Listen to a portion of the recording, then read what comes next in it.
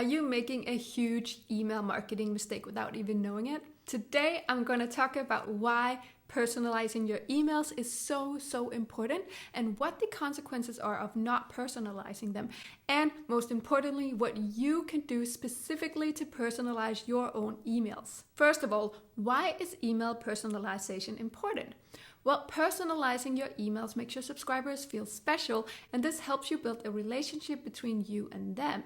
And it also allows you to target your customers with more relevant content, which is great for engagement and sales. And honestly, mass-produced emails are outdated and a huge turnoff for customers. In 2023, people expect emails to be personalized and tailored uniquely to their interests. If you don't personalize your emails, you're likely to have a lower click-through rate and less conversions. And you might also have higher unsubscribe rates, and your customers might even start to ignore or delete your emails without ever reading them. So what can you do to personalize your emails? Today, I'll give you 5 specific actions that you can take right now.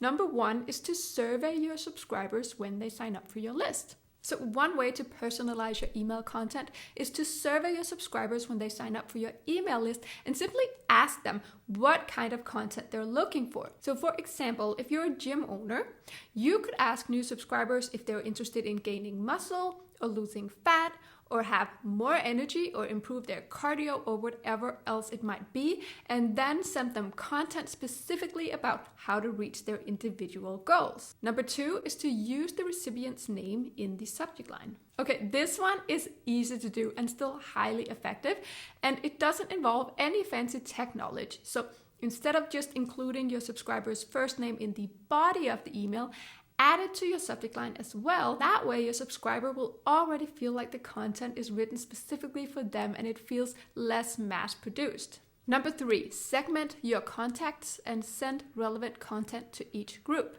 First, you need to identify the criteria for your segments. So for example, you can segment by demographics like age or gender or location.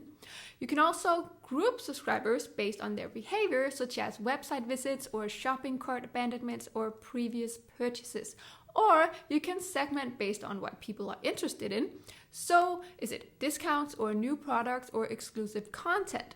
And then once you've identified the criteria for your segments, you need to create them. Most email service providers have tools that let you easily segment your list.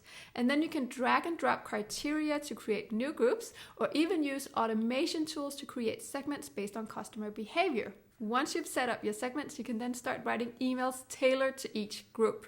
And then you'll be able to deliver relevant content to each of your subscribers, and as a result, you'll see higher engagement and more sales. If you like this video so far and you don't want to miss out on future videos from me with tips for your email marketing, then go ahead and subscribe to my channel right now by clicking on the subscribe button.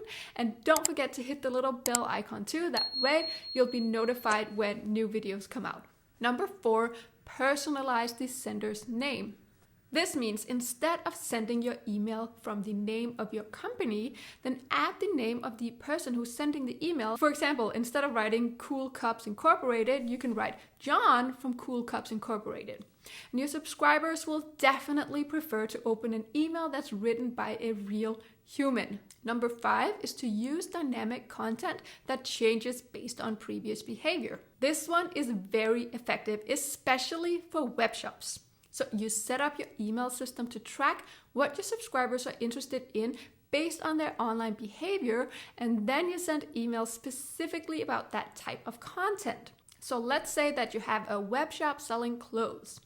If a subscriber has a behavior of mostly looking at cocktail dresses, then you can send them emails about new dresses and styling tips for cocktail dresses, and maybe even some value-based content on events they can go to wear these types of dresses.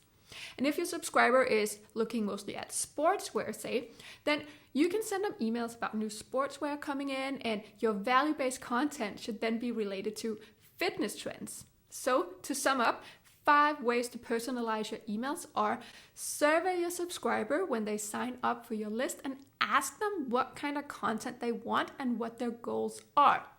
Use your recipient's name in the subject line. Segment your contacts based on, for example, demographics, online behavior, or interests. and use the name of a real person in the sender as opposed to just writing the name of the company. And use dynamic content based on previous behavior. That's all for now, folks. Have a fantastic day. See you in the next video.